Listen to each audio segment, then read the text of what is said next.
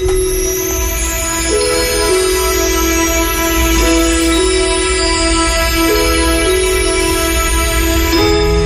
Polar Express by Chris von Allsberg.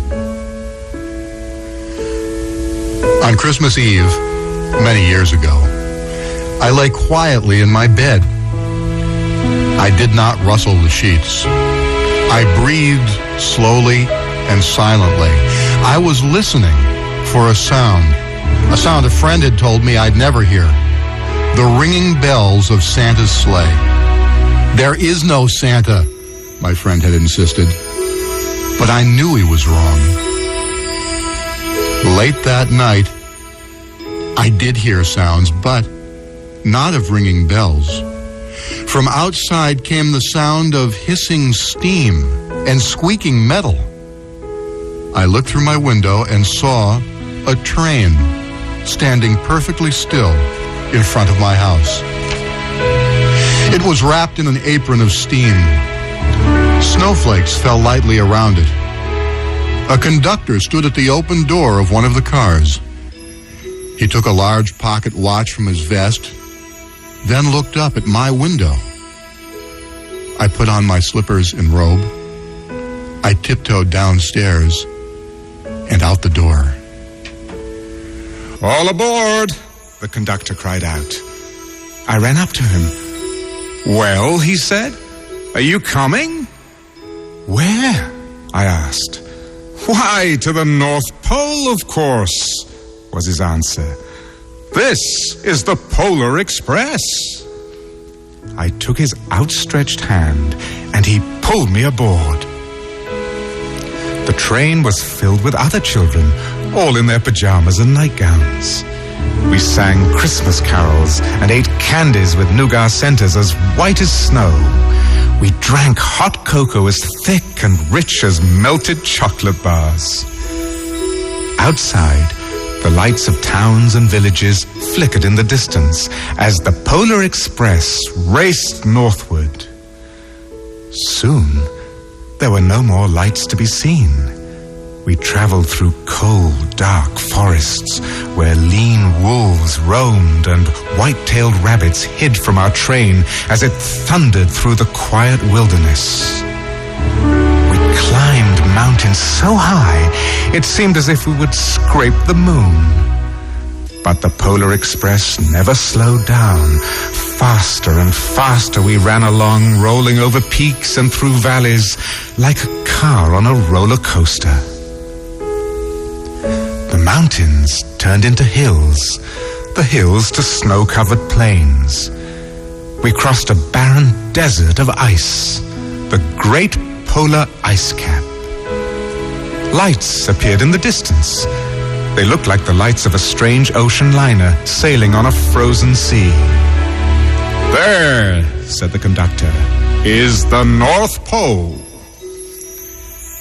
The North Pole.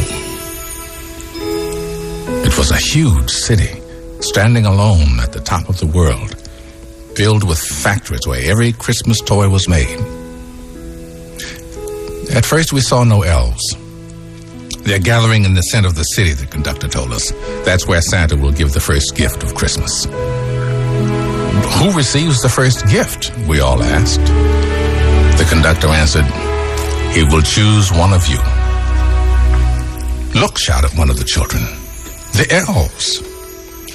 Outside, we saw hundreds of elves.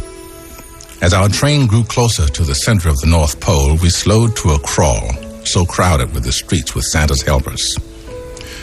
When the Polar Express could go no farther, we stopped, and the conductor led us outside. We pressed through the crowd to the edge of a large open circle. In front of us stood Santa's sleigh. The reindeer were excited. They pranced and paced, ringing the silver and sleigh bells that hung from their harnesses. There was a magical sound, like nothing I'd ever heard. Across the circle, the elves moved apart, and Santa Claus appeared.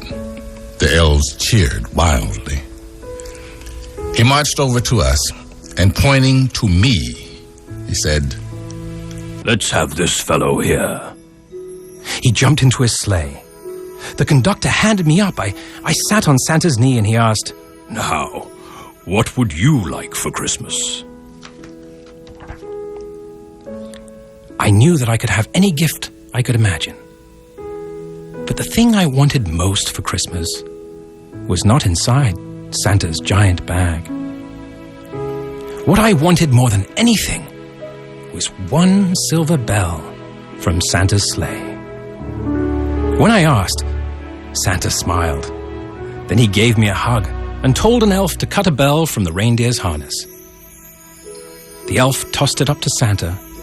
He stood, holding the bell high above him, and called out, "The first gift of Christmas!" A clock struck midnight as the elves roared their approval. Santa handed the bell to me, and I put it in my bathrobe pocket. The conductor helped me down from the sleigh. Santa shouted out the reindeers' names and cracked his whip. His team charged forward and climbed into the air.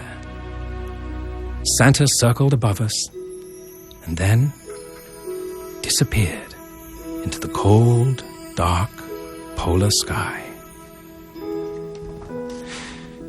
As soon as we were back inside the Polar Express, the other children asked to see the bell.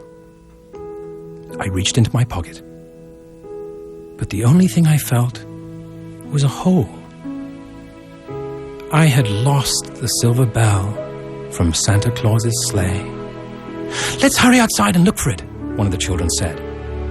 But the train gave a sudden lurch, and we started moving. We were on our way home.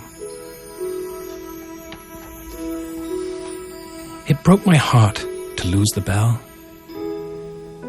When the train reached my house, I sadly left the other children. I stood at my doorway and waved goodbye. The conductor said something from the moving train, but I couldn't hear him. "What?" I yelled out. He cupped his hands around his mouth. "Merry Christmas!" he shouted. The Polar Express let out a loud blast from its whistle and sped away. On Christmas morning, my little sister Sarah and I opened our presents. When it looked as if everything had been unwrapped, Sarah found one last small box behind the tree.